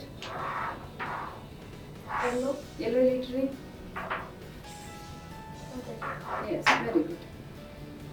Yes, ಈಗ orange ಎಲ್ಲಿದೆ? Basket ಎಲ್ಲ orange ತೆಗ್ದು. Yes. Green ತೆಗ್ದು ಹಾಕಿ. Yes, very good. Yellow. ಇನ್ನೊಂದು ಎಲ್ಲೋ ಇದೆ ನಿಮಗೆ. Yes, very good. Sky blue. Yes, ಹಾಕಿ. Basket ಹಾಕಿ. Red colour ಹಾಕಿ. Dark blue ಹಾಕಿ. ನೋಡಿ ಇದೆಯಾ ಇನ್ನು ಟೇಬಲ್ ಅಲ್ಲಿಂದ ಸ್ಕ್ಯಾನ್ ಮಾಡಿ. Yes, ಹಾಕಿ. Yes, very good, Pravesh. S very good ಪುಟ. ಎಸ್ ಈಗ 13 ವರ್ಷದ ಅದ್ವಿತ್ ಇದ್ದಾರೆ. ಬ್ಲೈಂಡ್ ಫೋಲ್ಡ್ ಮಾಡಿಕೊಂಡು ಕಲರಿಂಗ್ ಮಾಡ್ತಾರೆ. ಬನ್ನಿ ನೋಡೋಣ.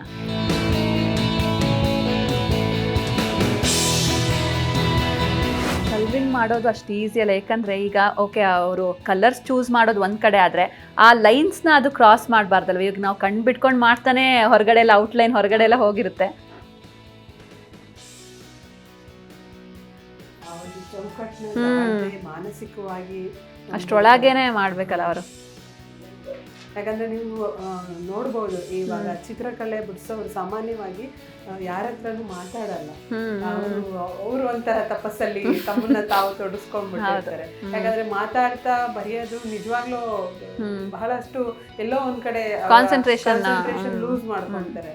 ಇಲ್ಲೂ ಹಾಗೇನೆ ಒಂದು ಕಣ್ಣಿಗೆ ಬಟ್ಟೆ ಕಟ್ಟಿಕೊಂಡು ಮನಸ್ಸಿನ ಏಕಾಗ್ರತೆಯಿಂದ ಮನಸ್ಸಿನ ಕಣ್ಣಿನಿಂದ ಒಂದು ಚಿತ್ರಕ್ಕೆ ಬಣ್ಣವನ್ನು ಹಚ್ಚುವಂತ ಒಂದು ಕ್ರಿಯೆ ಇದು.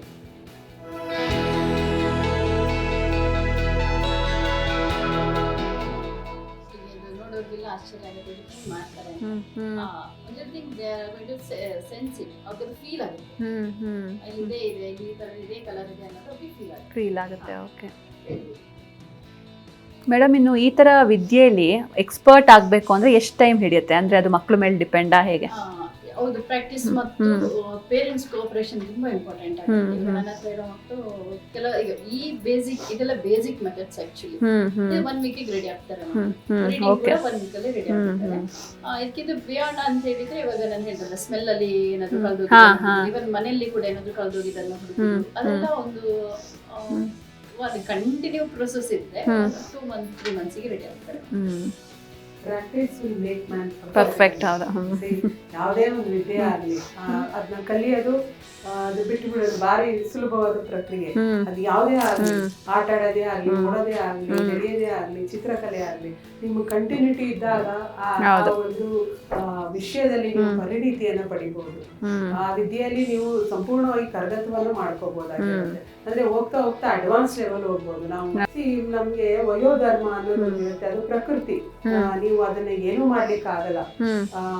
ಅದನ್ನ ಪ್ರಕೃತಿ ಏನ್ ಮಾಡುತ್ತೆ ಅಂದ್ರೆ, ಒಂದು ತಾಯಿ ಮಗುಗೆ ಜನ್ಮ ಕೊಟ್ಟ ನಂತರ ಆಕೆ ಶರೀರದಲ್ಲೇ ಹಾಲನ್ನು ಉತ್ಪತ್ತಿ ಮಾಡುತ್ತೆ. ಅಂದ್ರೆ ಯಾವ್ಯಾವ ಸಮಯಕ್ಕೆ ಏನೇನು ಬೇಕು ಅನ್ನೋದನ್ನ ಪ್ರಕೃತಿ ಕೊಡುತ್ತೆ. ಹಾಗೆ ಈ ಮಕ್ಕಳು 14 ವರ್ಷ ದಾಟದ್ಮೇಲೆ ಅವ್ರು ಯೌವನಾವಸ್ಥೆಯಲ್ಲಿ ಇರ್ತಾರೆ. ಅಂದ್ರೆ ಇಲ್ಲಿ ಅವ್ರಿಗೆ ಸಾತ್ವಿಕತೆ ಜಾಸ್ತಿ ಇರುತ್ತೆ. ಅವರು ಬಿಲೋ 14 ಇದ್ದಾಗ ಏನಾಗುತ್ತೆ, ಒಂದ್ ಕಡೆ ವಯೋಧರ್ಮ ಅವರ ನತಿಯ ಭಾಗದಲ್ಲಿರೋ ಬ್ರಹ್ಮನ್ ಅಂದ್ರೆ ಎಲ್ಲೋ ಸ್ವಲ್ಪ ಹತ್ರ ಬರ್ತಾ ಇರುತ್ತೆ. ಅದೊಂದು ಮತ್ತೆ ಅವರಲ್ಲಿ ದೈಹಿಕ ಮತ್ತು ಮಾನಸಿಕ ಬದಲಾವಣೆಗಳು ಶುರುವಾಗುತ್ತೆ. ಇಂಥ ಇದ್ರಲ್ಲೂ ಅವ್ರಿಗೆ ಅಂದ್ರೆ ಎಲ್ಲ ಸಾಕಷ್ಟು ಅನ್ಕಂಫರ್ಟಬಲ್ ಇರೋಂಥ ಸಮಯದಲ್ಲೂ ಇವರು ಒಂದು ಸಾಧನೆ ಮಾಡ್ಬೇಕು ಅನ್ನೋದು ಒಂದು ವಿಷಯ ಇಲ್ಲಿ.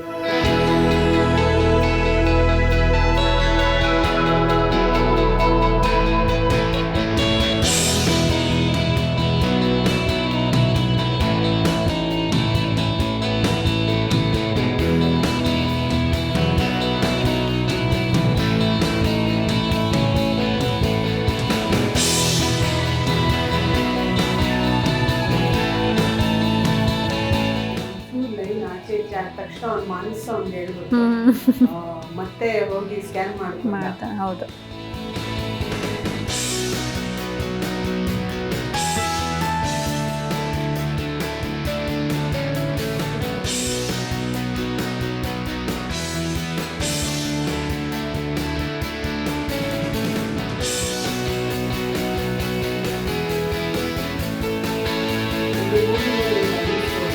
Yes, super, very nice.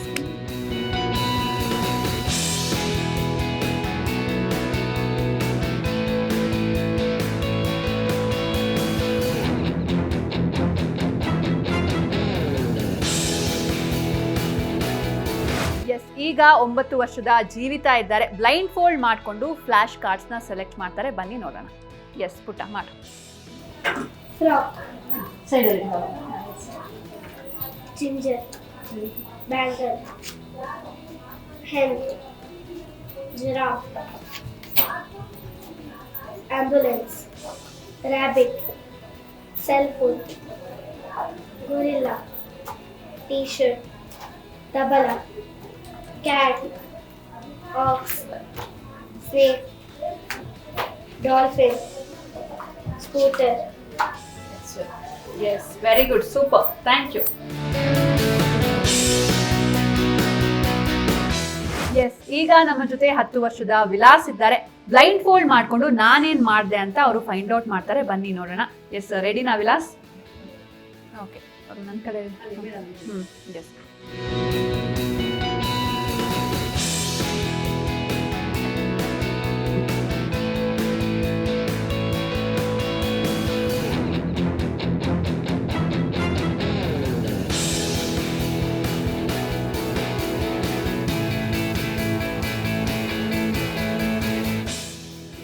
ನಾಲ್ಗೆನೂ open ಮಾಡಿದ್ರು. Very good.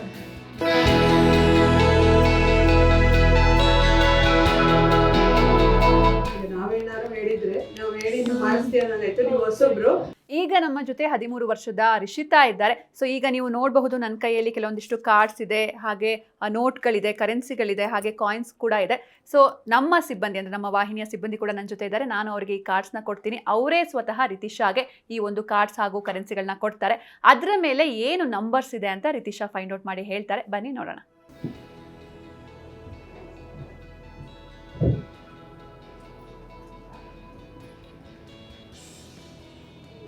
20 rupees,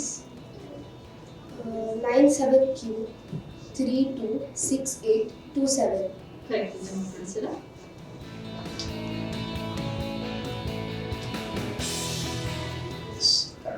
Yes, super, very good.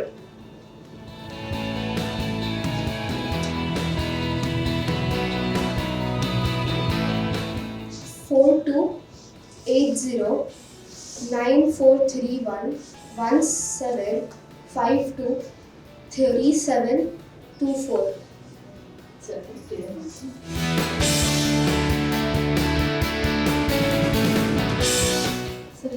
Number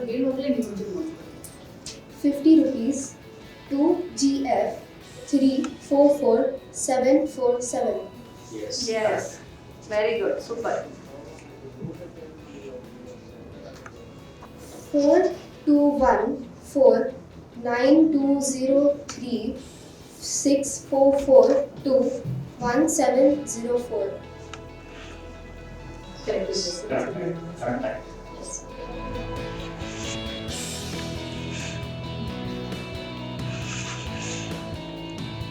₹1. Yes, super, super. ಒಂದೊಂದ್ಸಲ ನಮಗೆ ಕನ್ಫ್ಯೂಸ್ ಆಗುತ್ತೆ, ಆದ್ರೆ ಇವರು ನೋಡಿ ಹೇಳ್ತಾ ಇದ್ದಾರೆ.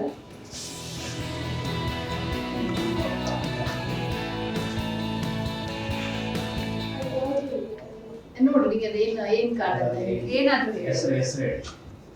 Yes. KS Jagadisha.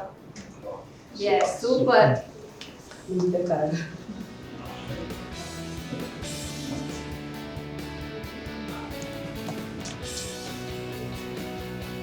ಟಚ್ ಮಾಡಿ ಸ್ಕ್ಯಾನ್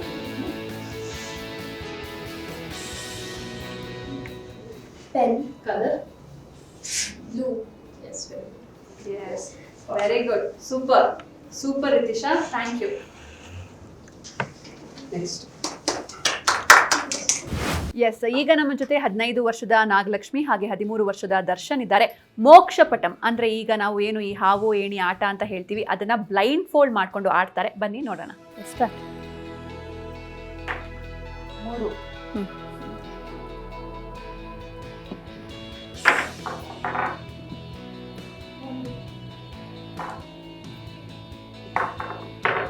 4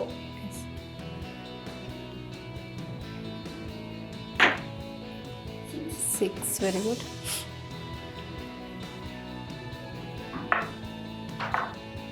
4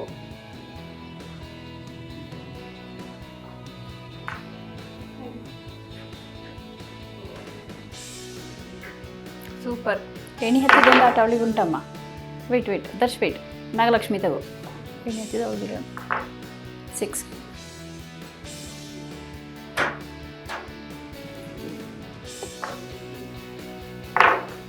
4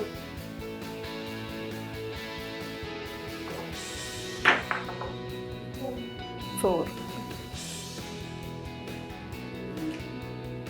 1 6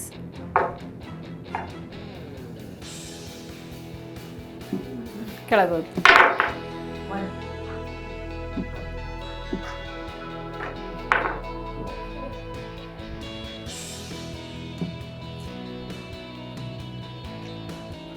5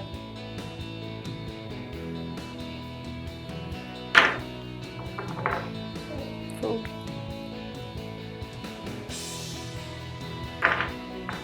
5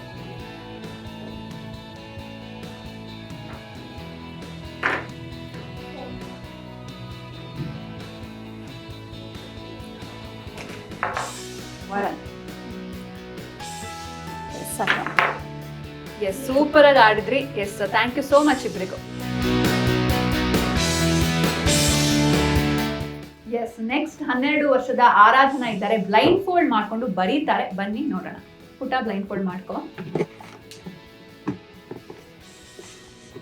ಸೊ ಬುಕ್ ಇದೆ, ಒಂದ್ಸಲ ಶಫಲ್ ಮಾಡ್ಕೊಂಡ್ಬಿಡು. ಯಾವುದಾದ್ರೂ ಒಂದು ಪೇಜ್ ಓಪನ್ ಮಾಡು.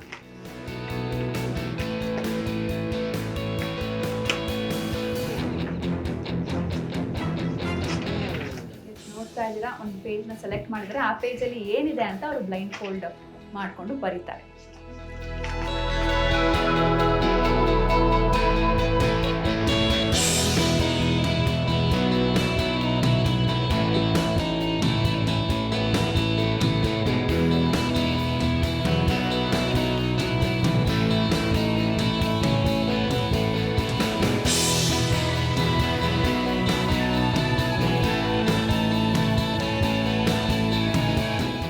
ಎಸ್, ಈಗ ಮತ್ತೊಮ್ಮೆ ನಮ್ಮ ಜೊತೆ 6 ವರ್ಷ 11 ತಿಂಗಳ ಪುಟಾಣಿ ಓಜಸ್ವಿ ಜಗದೀಶ್ ಇದ್ದಾರೆ. ಬೆನ್ನ ಹಿಂದೆ ಇವರಿಗೆ ಕಲರ್ಸ್ನ ತೋರಿಸಲಾಗುತ್ತೆ. ಅದನ್ನ ಯಾವ ಕಲರ್ ಅಂತ ಅವರು ಫೈಂಡ್ ಔಟ್ ಮಾಡಿ ಹೇಳ್ತಾರೆ.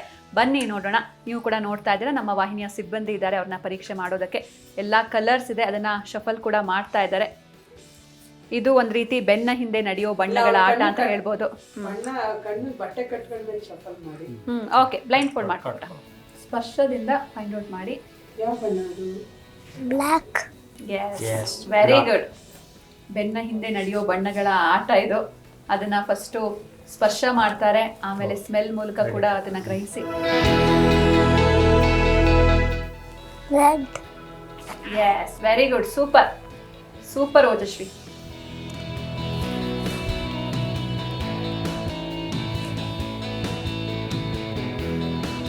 Blue. Yes, very good. White. Yes, super. Thank you ಪುಟ. ಎಸ್, ಈಗ ನೆಕ್ಸ್ಟ್ ನಮ್ಮ ಜೊತೆ 10 ವರ್ಷದ ಕಾಶ್ವಿ ಜಗದೀಶ್ ಇದ್ದಾರೆ. ಬ್ಲೈಂಡ್ ಫೋಲ್ಡ್ ಮಾಡಿಕೊಂಡು ಮಣಿಗಳನ್ನ ಪೋಣಿಸ್ತಾರೆ. ಬನ್ನಿ ನೋಡೋಣ. ನೋಡ್ತಾ ಇದ್ದೀರಾ, ಬ್ಲೈಂಡ್ ಫೋಲ್ಡ್ ಮಾಡಿಕೊಂಡು ಸೂಜಿಗೆ ದಾರಾನ ಪೋಣಿಸ್ತಾ ಇದ್ದಾರೆ. ಕಣ್ಣು ಬಿಟ್ಕೊಂಡು ಪೋಣಿಸೋದೇ ಕಷ್ಟ ಅಂಥದ್ರಲ್ಲಿ ಈ ಥರ ಬ್ಲೈಂಡ್ ಫೋಲ್ಡ್ ಮಾಡಿಕೊಂಡು ಪೋಣಿಸ್ತಾ ಇರುವಂಥದ್ದು.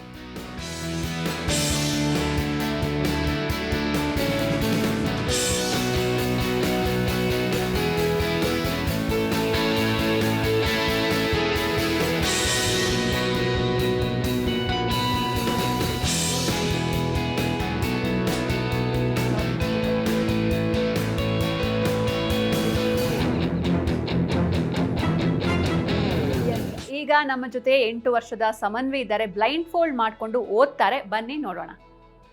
ಬ್ಲೈಂಡ್ ಫೋಲ್ಡ್ ಮಾಡ್ಕೊಬಿಟ್ಟ. ಜೊತೆಗೆ ಅವ್ರು ಓದ್ತಾ ಇರೋದು ಕರೆಕ್ಟ್ ಇದೆಯಾ ಇಲ್ವಾ ಅಂತ ಚೆಕ್ ಮಾಡೋಕೆ ನಮ್ಮ ವಾಹಿನಿಯ ಸಿಬ್ಬಂದಿ ಕೂಡ ಇದ್ದಾರೆ. One day, Mother Yashoda was feeding little Krishna. Just then, she saw the hot milk on the stove was boiling over. She rushed to the kitchen to stop the milk from overflowing, leaving Krishna behind. Krishna was upset and became angry.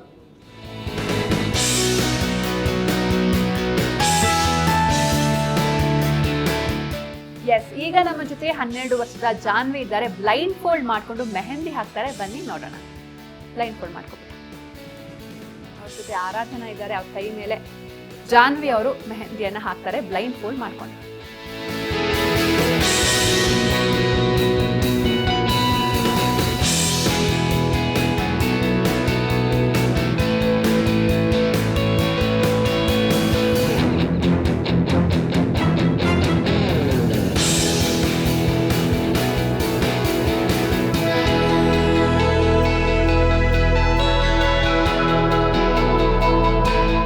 Very nice, super ಪುಟ. Yes, ಈಗ ನಮ್ಮ ಜೊತೆ 10 ವರ್ಷದ ರೂಹಿ ಇದ್ದಾರೆ. Blindfold ಮಾಡಿಕೊಂಡು ಅವರು ಡ್ರಾಯಿಂಗ್ನ ಮಾಡ್ತಾರೆ. ಈಗ ನಾನೇ ಒಂದು ಡ್ರಾಯಿಂಗ್ನ ಸೆಲೆಕ್ಟ್ ಮಾಡಿ ಅವ್ರಿಗೆ ಕೊಡ್ತೀನಿ. ಎಸ್ ಪುಟ, ಬ್ಲೈಂಡ್ ಫೋಲ್ಡ್ ಮಾಡ್ಕೊಂಡು. ನಾನು ಕೊಡ್ತಾ ಇರುವಂತಹ ಡ್ರಾಯಿಂಗ್ ಇದು.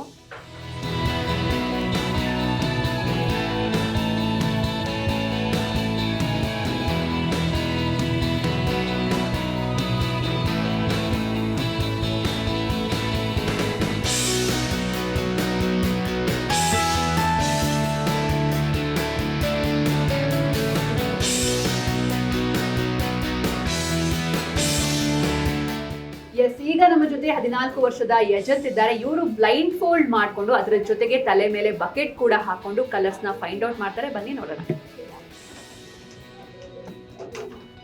ಶಫಲ್ ಮಾಡ್ಕೋ. Orange, Yes, green, yes, very good. blue, Yes, yellow. yes, very good, super. Thank you, Puta. Yes.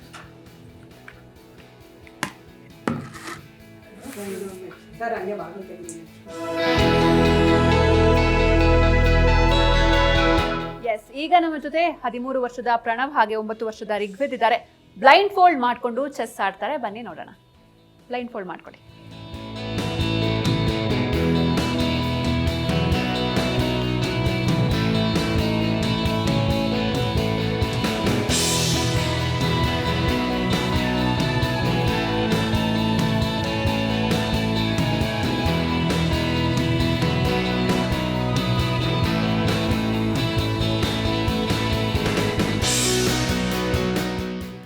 ಈಗ ನಮ್ಮ ಜೊತೆ 12 ವರ್ಷದ ಸಾಕ್ಷತ್ ಇದ್ದಾರೆ. ಬ್ಲೈಂಡ್ ಫೋಲ್ಡ್ ಮಾಡಿಕೊಂಡು ಕಾಲಿನಿಂದ ಓದ್ತಾರೆ, ಬನ್ನಿ ನೋಡೋಣ.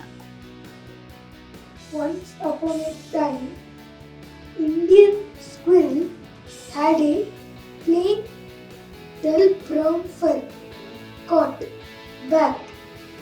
Then they did not have the 3 golden strips on their back. As they yes, okay ಪುಟ, thank you. Very good. Yes, ಈಗ ನಮ್ಮ ಜೊತೆ 13 ವರ್ಷದ ದರ್ಶ್ ಇದ್ದಾರೆ. ಬ್ಲೈಂಡ್ ಫೋಲ್ಡ್ ಮಾಡಿಕೊಂಡು ಕಾಲಿನಿಂದ ಫ್ಲಾಶ್ ಕಾರ್ಡ್ಸ್ ನ ಫೈಂಡ್ ಔಟ್ ಮಾಡ್ತಾರೆ, ಬನ್ನಿ ನೋಡೋಣ. Capsicum,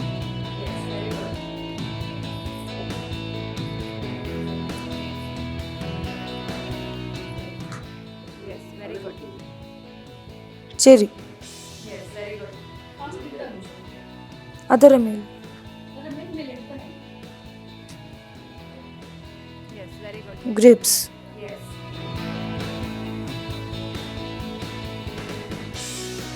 strawberry,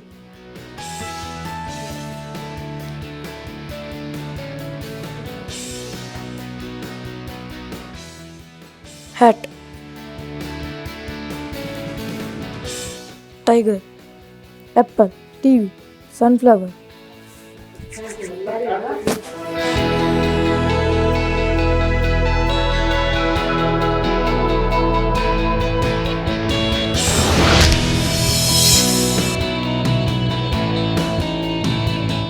ನೋಡಿದ್ರಲ್ವಾ ವೀಕ್ಷಕರೇ, ಇವತ್ತಿನ ಕಾರ್ಯಕ್ರಮ ನಿಜಕ್ಕೂ ವಿಶೇಷ ಹಾಗೂ ವಿಭಿನ್ನವಾಗಿತ್ತು. ಕತ್ತಲಲ್ಲೂ ಕಾಣುವ ವಿದ್ಯೆ, ಅದೇ ಇಂಟ್ಯೂಷನ್ ಸೂಪರ್ ಬ್ರೈನ್ ಯೋಗ. ಈ ಬಗ್ಗೆ ಬಹಳಷ್ಟು ಮಾಹಿತಿಯನ್ನು ತಿಳ್ಕೊಂಡ್ವಿ. ಇದಾಗಿತ್ತು ಇವತ್ತಿನ ವಿಶೇಷ. ನೋಡ್ತಾ ಇರಿ ಜಿ ಕನ್ನಡ ನ್ಯೂಸ್, ಸತ್ಯವೇ ಸುದ್ದಿಯ ಜೀವಾಳ.